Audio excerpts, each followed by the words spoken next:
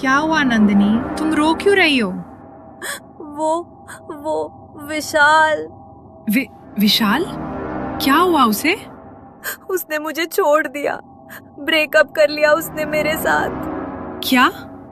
लेकिन वो तो तुमसे शादी करने वाला था ना, और तुम दोनों के बीच तो... हाँ, उसने मेरा फायदा उठाने के लिए बस झूठ बोला मुझसे।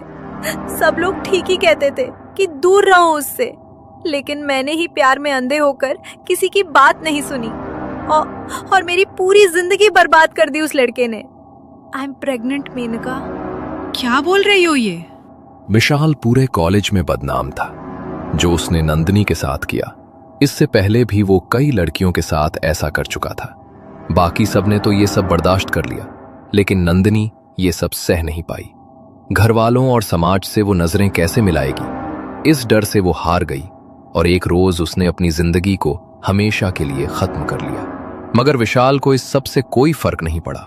वो तो कॉलेज कैंटीन में अपने दोस्तों के साथ आराम से मजे कर रहा था। उसे देखकर मेनका का खून खौल उठा। तुम्हें देखती हूं तो लगता है कि कोई इंसान कितना ही घटिया हो सकता है। तुम्हें शर्म नहीं आती? तुम्हारी वजह से नंदिनी ने अपनी जान दे दी और तुम्हारे चेहरे पर पछतावे का एक निशान तक नहीं है। क्या गलती थी उस लड़की की? यही कि उसने तुम जैसे इंसान पर भरोसा किया, तुम जैसे इंसान से प्यार किया। अरे क्यों सुबह सुबह मेरा मूड खराब कर रही हो? मैंने बोला था क्या उसे कि मुझ पे भरोसा करो? उसने तो खुद अपनी जान ली। मैंने थोड़ी कहा था उसे ऐसा करने के लिए। मैंने तो सिर्फ सॉल्यूशन दिया था। जो बाकी लड़कियों ने किया वो भी वो कर लेती, लेकिन वो कुछ ज्यादा इमोशनल हो गई। खैर, हमारा मूड खराब मत करो और जाओ यहाँ से। पता नहीं था कि इतने घिनौने हो तुम, वरना नंदिनी को तुम्हारे आसपास भी नहीं भटकने देती मैं। तुम्हारी वजह से मैंने अपनी दोस्त खो दी है। देखना, एक दिन तुम बहुत पछताओगे, बहुत पछताओगे।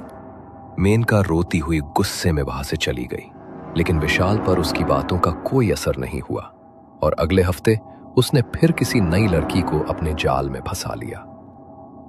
विशाल, मैं यहाँ बहुत बोर हो रही हूँ यार। इस वीकेंड पे चलो ना, हम लोग कहीं चलते हैं। अब इतनी सुंदर लड़की मुझसे कुछ कहेगी तो मैं मना कैसे करूंगा? वैसे भी हम सब इतने दिनों से कहीं जाने के लिए सोच ही रहे थे।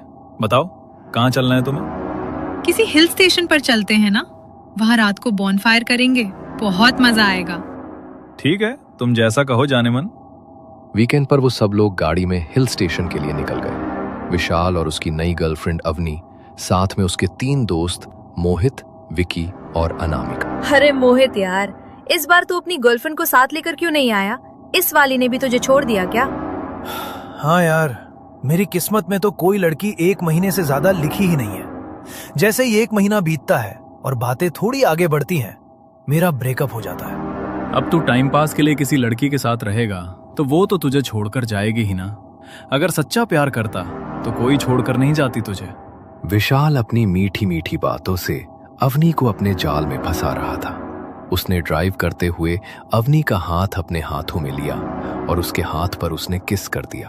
अवनी उसके प्यार में गिरती जा रही थी और वो बस अब इसी बात का फायदा उठाना चाहता था। हल्की हल्की शाम होने लगी थी और वो अपने होटल पहुंच गए थे। हिल स्टेशन पर बहुत ठंड थी, इसलिए ठंड से बचने के लिए उन्होंने ब्रांडी की बोतलें खोली। तुम सबने प्रॉमिस किया था कि कोई भी यहाँ पर ड्रिंक नहीं करेगा, तो फिर अब ये बोतलें कहाँ से आ गई? बोलो। अरे यार अनामिका, क्या तू भी हिल स्टेशन पर आए हैं और ड्रिंक ना करें? ऐसा तो हो ही नहीं सकता। इतनी ठंड है यहाँ पर, कुछ ना कुछ जुगाड़ तो करना ही पड़ेगा ना। आओ, तुम दोनों भी हमें ज्वाइन कर सकती हो।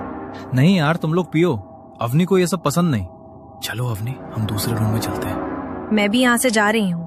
अवनी को एक एक कर विशाल पर और भरोसा होता जा रहा था। विशाल उसे दूसरे कमरे में ले गया और उसने अपने बैग से ब्रांडी की बोतल निकाली। तुमने तो बोला था तुम ड्रिंक नहीं करोगे, तो फिर ये क्या है?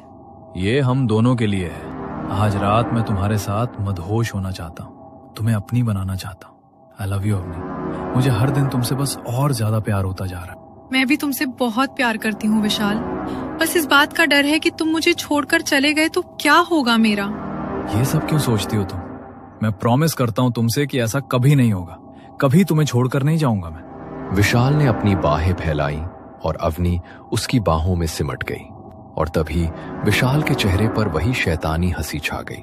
वो अवनी के करीब आया, मगर इससे पहले कि वो आगे बढ़ता किसी ने उसके कमरे का दरवाजा खटखटा दिया। अरे यार, इस वक्त कौन आ गया? विशाल ने जाकर कमरे का दरवाजा खोला तो मोहित और विकी उसके कमरे के बाहर खड़े थे। तुम दोनों यहाँ पर क्या कर रहे हो? बोला था ना डिस्टर्ब मत करना मुझे। अरे यार, तू तो जब भी हमारे साथ कहीं जाता है हमें छोड़कर अपनी गर्लफ्रेंड के साथ ही रहता है, लेकिन इस बार नहीं। हाँ, नीचे बोनफायर हो रहा है, चल चलते हैं। और एकदम मस्त लड़कियां भी है वहां पर। इसे छोड़, ये तो बाद में भी मिल जाएगी तुझे। थोड़े धीरे बोल भाई, रुक आता हूं मैं। विशाल ने दरवाजा बंद किया और अपनी जैकेट पहनने लगा। ये जैकेट क्यों पहन रहे हो तुम? कहीं बाहर जा रहे हो क्या?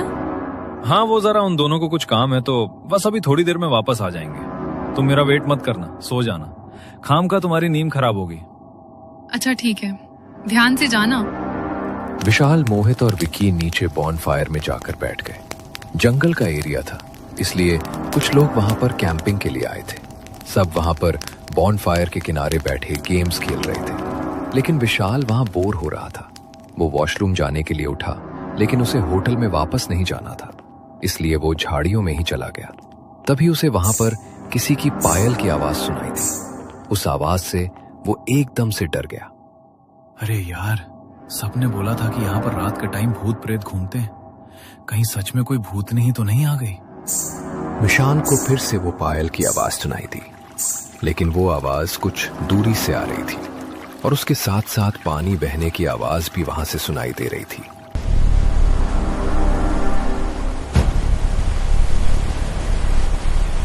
विशाल ने इधर उधर अपनी नजरें घुमाकर देखा तो लाल रंग की साड़ी पहने एक लड़की वहां से आगे की तरफ जा रही थी। उसकी लहराती हुई चाल को देखकर विशाल का मन बेचैन हो गया। क्या किस्मत पाई है विशाल तूने? ये तो कोई अप्सरा लगती है, इससे तो मिलना ही पड़ेगा। विशाल उसके पीछे पीछे चलने लगा। कुछ देर चलने के बाद वो लड़की एक झरने के पास जाकर रुक गई। उसने अपने हाथों में पानी लिया और अपने चेहरे को ठंडे पानी से धोने लगी। वो पानी गिरकर उसकी साड़ी पर गिर गया और उसका पल्लू भीग गया। वो बार बार अपने चेहरे पर पानी के छींटे मार रही थी और वो पानी गिरता गिरता उसके बदन को भिगा रहा था। विशाल खुद को रोक नहीं पा रहा था, इसलिए वो सीधा उस झरने के पास जाकर रुक गया। उसे अचानक वहां देखकर वो लड़की घबरा गई। कौन हो तुम? यहाँ पर क्या कर रहे हो तुम? कुछ नहीं, मैं वो जंगल में रास्ता भटक गया। यहाँ पानी बहने की आवाज आ रही थी तो बस इस आवाज को सुनता सुनता यहाँ तक आ गया। अच्छा, तो मतलब यहाँ पर खो गए हो तुम? हाँ, और अब शायद आपकी खूबसूरती में भी खो गया हूँ। माफ करना, लेकिन मैंने आज तक तुम्हारे जितने सुंदर लड़की को नहीं देखा। चांद भी आपकी खूबसूरती के आगे फीका है। बातें तो बहुत मीठी है तुम्हारी। आओ चलो, रास्ता भटक गए हो तो आज रात मेरे साथ रुक जाओ। मेरे कहने का मतलब है, मेरा घर यहाँ पास में ही है। रात को जंगल में रह गए तो सुबह तक जंगली जानवर तुम्हें जिंदा नहीं छोड़ेंगे। चलो।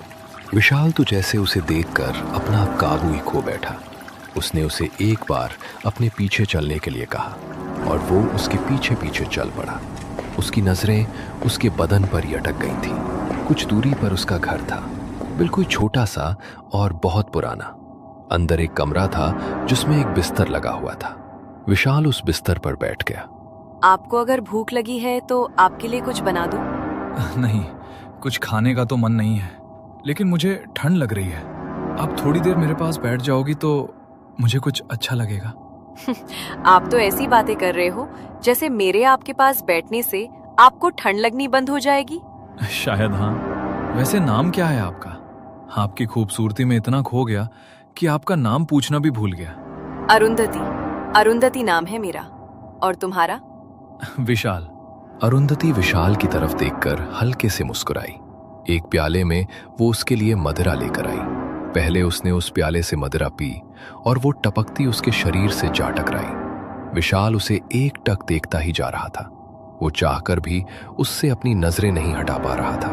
अरुंधति उसके पास आकर बैठ गई और अपनी उंगलियों को उसके चेहरे पर फेरने लगी। विशाल ने भी खुद पर अपना काबू खो दिया। कमरे में जो रोशनी चल रही थी वो भी अचानक से बुझ गई। सुबह जब विशाल की आंख खुली तो उसे वो लड़की वहां कहीं भी नहीं मिली। मगर बिस्तर के साथ में रखी टेबल पर एक चिट्ठी रखी हुई थी। विशाल ने वो चिट्ठी उठाई और उसे पढ़ने लगा। मुझे माफ करना, मुझे तुम्हें बिना बताए जाना पड़ा, लेकिन मैं आज रात तुमसे फिर मिलूंगा। तुम यहाँ पर चले आना, मैं तुम्हारा इंतजार करूंगी। अरुंधति की वो चिट्ठी पढ़कर विशाल की आंखें चमक उठी। उसने अपने कपड़े पहने और वो वहां से अपने होटल चला गया। उसके कपड़ों से शराब की बदबू आ रही थी, इसलिए अवनी को कुछ अजीब सा लगा। कहाँ चले गए थे कल रात तुम? और ये क्या हाल बनाया हुआ है तुमने अपना? कितनी बदबू आ रही है तुम्हारे कपड़ों से शराब की। सच सच बताओ, कहाँ पर गए थे तुम? अरे तुम तो मेरे पीछे ही पड़ गई यार। हम सब दोस्तों तो बस पार्टी कर रहे थे और आंख लग गई वहीं पर। क्या तुम भी यार बिना मतलब शक करती हो? पहले ही सर में दर्द हो रहा है मेरे, प्लीज और मत करो। अवनी को उसका बिहेवियर अच्छा नहीं लगा, इसलिए वो वहां से चली गई। पूरा दिन विशाल को बहुत कमजोरी सी महसूस हुई। खाना खाकर वो फिर से कब सो गया उसे पता ही नहीं चला। कोई उसे जगाया भी नहीं। अचानक से उसका फोन बजा और फोन की आवाज से उसकी नींद टूट गई। विशाल ने फोन हाथ में लेकर देखा तो फोन की स्क्रीन पर कोई अननोन नंबर फ्लैश हो रहा था। ये किसका नंबर है? विशाल ने फोन उठाया और सामने से आने वाली आवाज को सुनकर वो बिल्कुल हैरान रह गया। लगता है आज तुम सोते ही रहोगे। तुम्हें पता है ना, मैं तुम्हारा इंतजार कर रही हूँ। तुम? लेकिन तुम्हारे पास मेरा नंबर कैसे आया? जब तुम सो रहे थे तो मैंने तुम्हारे फोन से अपने नंबर पर कॉल कर लिया था और बस तुम्हारा नंबर मिल गया। मैंने सोचा कि इतनी छोटी सी बात के लिए तुम्हें नींद से क्या जगाना। अब जल्दी से आ जाओ ना विकी, मुझसे और इंतजार नहीं हो रहा। अरुंधति के मुंह से ये बातें सुनकर विशाल के चेहरे पर एक अजीब सी मुस्कान छा गई। वो अरुंधति से मिलने जाने के लिए तैयार होने लगा। तभी अवनी अचानक से कमरे में आई। अरे इस वक्त क्यों तैयार हो रहे हो तुम? और तुम्हारे तो सर में दर्द था ना, तो इतना तैयार होकर कहाँ जा रहे हो? अरे अब हर बात तुम्हें बतानी पड़ेगी क्या मुझे? गर्लफ्रेंड हो मेरी, बीवी नहीं हो। और यहाँ घूमने आया हूँ, एंजॉय करने आया हूँ, तो बस एंजॉय कर रहा हूँ। दोस्तों के साथ बाहर जाना है मुझे, हटो। विशाल ने अवनी से बड़े ही बुरे तरीके से बात की और वहां से चला गया। जंगल के रास्ते चलता हुआ वो अरुंधति के घर तक पहुंचा। तभी उसने देखा कि वहां आसपास दूसरा कोई घर नहीं है। उसे ये बात कुछ अजीब लगी। इस घर के आसपास दूसरा कोई घर नहीं है और अरुंधति यहाँ पर अकेली रहती है। कुछ तो अजीब जरूर है। विशाल वहां खड़ा होकर ये सोच ही रहा था, इतने में अरुंधति ने घर का दरवाजा खोल दिया। अरे तुम वहाँ पर खड़े होकर क्या सोच रहे हो? अंदर आ जाओ ना, मैं कब से तुम्हारा इंतजार कर रही हूँ। नहीं, बस वो मैं ये देख रहा था कि आसपास यहाँ पर दूसरा कोई घर नहीं है। तुम क्या इस जंगल में अकेली रहती हो?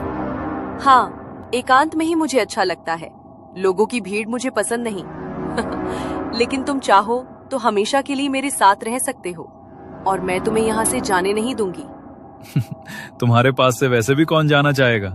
अरुंधति ने उसे हल्की सी मुस्कान दी और अपना हाथ आगे बढ़ाया और विशाल का हाथ थामकर उसे घर के अंदर ले गई और घर का दरवाजा बंद कर लिया। विशाल ने उसे अपनी बाहों में जकड़ लिया और कमरे की लाइट्स को ऑफ कर दिया। अरुंधति उसे लेकर बिस्तर की तरफ गई, मगर तभी विशाल को अपने सीने पर कुछ भारीपन सा महसूस हुआ।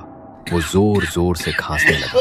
तभी खांसते खांसते उसके मुंह से खून निकला। विशाल ने अपने फोन की टॉर्च जलाकर देखा तो वो अपने हाथ पर अपना खून देखकर बुरी तरह डर गया। ये खून की उल्टी कैसे हो रही है मुझे? क्या हो गया मुझे? हॉस्पिटल जाना होगा मुझे। प्लीज लेके चलो मुझे। विशाल ने अरुंधति को कई बार आवाज दी, लेकिन उसे पीछे से कोई जवाब सुनने को नहीं मिला। घबराकर उसने पीछे देखा तो पीछे कोई भी नहीं था। तभी उसे कमरे में उसकी पायल की छन छन की आवाज सुनाई दी। उसने सामने देखा तो अरुंधति ठीक उसके सामने खड़ी थी, लेकिन उसके चेहरे के भाव बिल्कुल बदल चुके थे, जैसे तो वो उससे कोई बदला लेने के लिए आई हो। क्या हुआ? इतने में ही डर गए?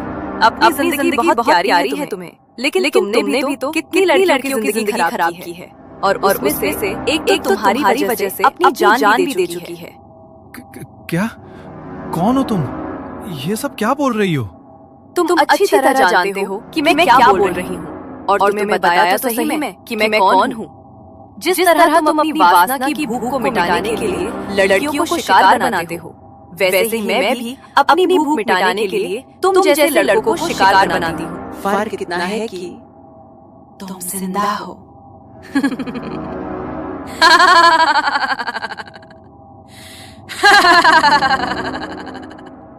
देखो, तुम मुझे डराने की कोशिश मत करो। मेरा ही दिमाग खराब था जो मैं तुम्हारे पीछे आ गया। हटो यहाँ से और जाने दो मुझे। तुम यहाँ पर आए तो भले ही अपनी मर्जी से थे, लेकिन मेरी मर्जी के बिना यहाँ से जा नहीं पाओगे।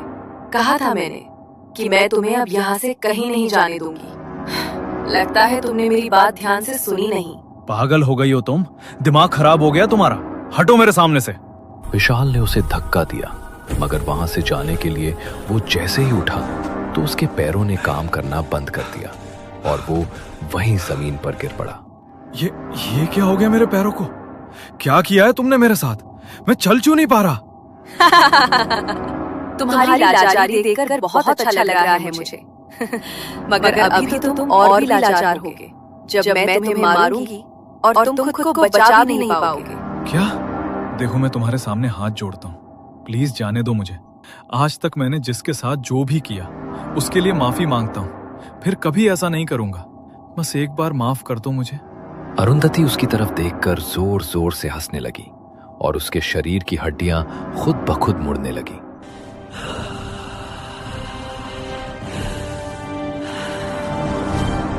वो विशाल की और बढ़ी और उसने अपने दांतों को उसके गर्दन में गाड़ दिया।